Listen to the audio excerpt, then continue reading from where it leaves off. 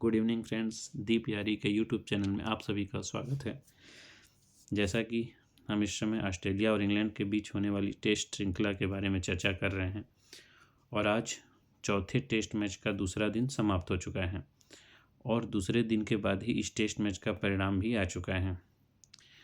कल पहले दिन की समाप्ति पर ऑस्ट्रेलिया का पलड़ा भारी लग रहा था और हम सबको उम्मीद भी था कि ऑस्ट्रेलिया इस टेस्ट मैच को जीत के 4-0 की बढ़त बना लेगी, लेकिन हुआ कुछ इसके विपरीत। इंग्लैंड ने आज के दिन में शानदार खेल दिखाते हुए ऑस्ट्रेलिया की दूसरी पारी को महज 132 रनों पर रोक दिया। इस प्रकार पहली पारी के 42 रनों के बढ़त के साथ ऑस्ट्रेलिया का स्कोर कुल 174 रनों तक पहुंच गया। इंग्लैंड को जीत के लिए दूसरी पारी में 175 रन का लक्ष्य मिला था। इस मैच में 175 रन भी कम नहीं कहा जा सकता है, क्योंकि अभी तक तीनों पारी 200 से अंडर ही समाप्त हुई थी। साथ ही साथ आजकल के समय में चौथी पारी में लगभग 200 या उससे ऊपर का स्कोर भी जल्दी चेस नहीं हो पा रहा है। हमने हाल ही में देखा है, इंडिया ने न्यूजीलैंड, इंग्लैंड और साउथ अफ्रीका के खिलाफ महज 200 या 150 के आसपास का लक्ष्य भी चेस नहीं कर पाया था। तो उम्मीद थी कि ऑस्ट्रेलिया 175 रन का लक्ष्य भी डिफेंड कर लेगी, लेकिन हुआ नहीं ऐसा। और न होने का एक रीज़न भी है, क्योंकि इंग्लैंड की टीम, जैसा हम सब देख रहे हैं, पिछले 4 साल से 3 साल से बेसबॉल क्रिकेट खेल रही है।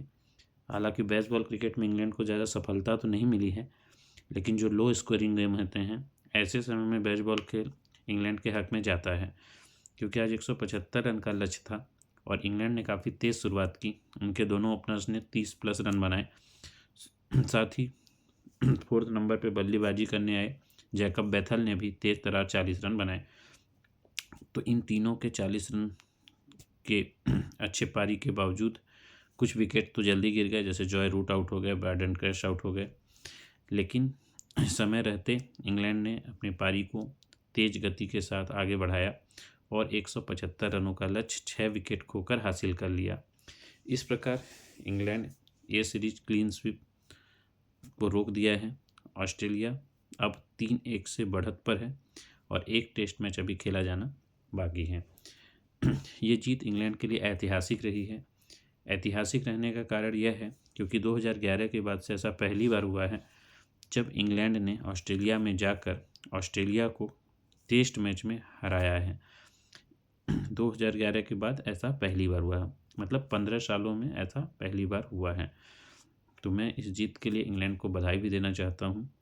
साथ ही साथ इस श्रृंखला के अलावा अगर दूसरी ओर देखा जाए तो भारत और श्रीलंका के महिला टीम के बीच 5 T20 मैचों की श्रृंखला चल रही है, जिसके 3 मैच पूरे हो चुके हैं और तीनों ही मैच इंडिया ने बहुत ही आसानी के साथ जीत लिया है। तो 2 मैच अभी खेले जाने बाकी हैं। तो उम्मीद करते हैं कि इंडिया भी श्रीलंका को 5-0 से क्लीन स्वीप करेगी। साथ ही साथ अगर टेस्ट चैम्पियनशिप की बात करें तो अभी तक ऑस्ट्रेलिया इस चौथे टेस्ट चैम्पियनशिप ड्यूरेशन में कोई भी मैच नहीं हारी थी और वो 100% के साथ नंबर 1 पर चल रही थी। लेकिन पहली हार के साथ ऑस्ट्रेलिया के कुछ पॉइंट्स अब कम हो गए हैं और लगभग वो 87 पॉइंट्स के पास आ चुकी हैं और वह पहले रैंक पे अभी भी बरकरार है। तो उम्मीद है कि ऑस्ट्रेलिया तो इस बार चौथे टेस्ट चैम्पियनशिप के फाइनल में जगह बना ही लेगी। साथ ही उसके साथ खेलने के लिए दूसरी टीम कौन सी प्रवेश करती है फाइनल में, यह भी देखना दिलचस्प होगा। इस सीरीज में देखा जाए तो 4 टेस्ट मैच में से केवल एक ही टेस्ट मैच है जो 5वें दिन तक गया है। बाकी 2 या 3 टेस्ट मैच लगभग दूसरे या तीसरे दिन ही समाप्त हो चुके हैं।